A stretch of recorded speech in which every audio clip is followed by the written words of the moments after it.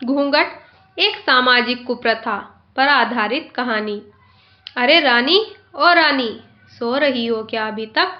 रानी की जेठानी जोर जोर से चिल्ला रही थी घर के आंगन में खड़े होकर। रानी यानी तभी मैं भागती हुई अपने कमरे से निकली और बोली, दीदी आ गई मैं।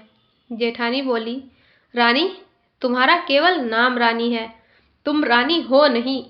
मैंने तुम्हें रात में ही समझाया था कि सुबह को जल्दी उठ जाना तुम्हारी मुंह दिखाई की रस्म है। मैंने बोला कि दीदी रात को नींद ही नहीं आई, जगह नहीं थी और मन में थोड़ा डर था कि सुबह आंख नहीं खुली तो।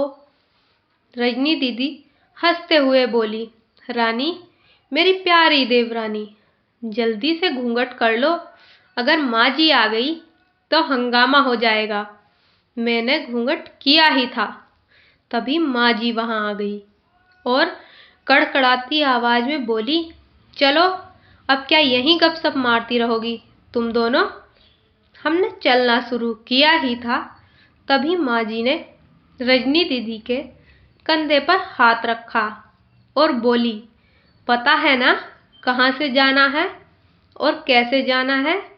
माँ जी ने बोला कि जब भी कोई बड़ा तुम्हारे सामने खड़ा हो तो हमेशा घूंघट में रहना और कम से कम अपने बड़ों के सामने आना, और बिना घूंघट के तो कभी नहीं। रजनी दीदी कुछ बोली ही नहीं, बस अपना सर हिलाकर हाँ बोल दिया। मैंने भी बस अपना सर हाँ में हिलाया। माँ जी के जाने के बाद मैंने पूछा, रजनी दीदी आप तो स्कॉलर हो और इन सब चीज़ों को कैसे निभाती हो? रजनी दीदी मुस्कुराई और बोली कि मैं तुम्हारे जेठ जी से बहुत प्यार करती हूँ, इसलिए अभी तक चुपचाप सब चीज़ें निभा रही हूँ। मैं कुछ नहीं बोली और चुपचाप रजनी दीदी के साथ घर के बाहर वाले कमरे में जाकर बैठ गई। वहां पर एक पड़ोस की आंटी जी बैठी थी। वो बोली कि यह कैसी बहू आई है, ससुर जी सामने खड़े हैं और ये यहाँ बैठी है। मुझे कुछ समझ ही नहीं आया। मतलब रजनी दीदी बोली कि आंटी जी अभी नई बहू है, यहाँ के रीति रिवाज सीखने में थोड़ा समय लगेगा।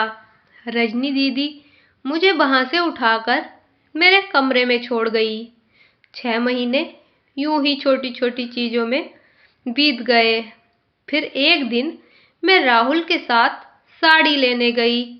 राहुल का फ़ोन आया और वो दुकान से बाहर बात करने चला गया। साड़ी की दुकान पर मैं बेधड़क होकर साड़ियाँ देख रही थी, तभी साथ में बैठे हुए अंकल जी खांसे। एक बार, फिर 2 बार, फिर 3 बार।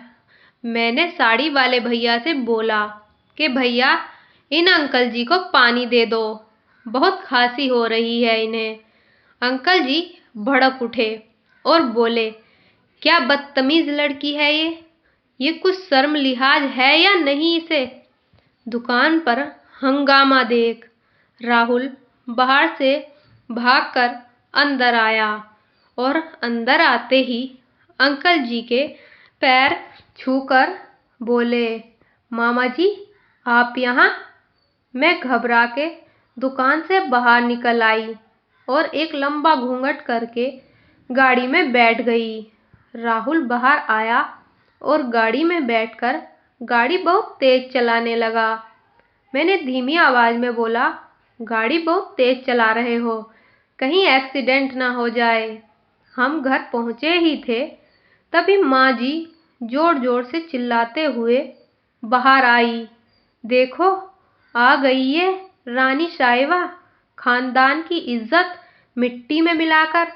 तभी रजनी दीदी आई और बोली, माँ जी मेरी शादी को 6 साल हो गए हैं, मैं अभी तक मामा जी को नहीं जानती, ये कैसे जानेगी? माँ जी जोर से चिल्लाई, देखो कैसे चपड़ चपड़ जवान चल रही है इस रजनी की। तभी राहुल सबकी बात काटते हुए बोला कि माँ, ये दोनों सही बोल रही हैं।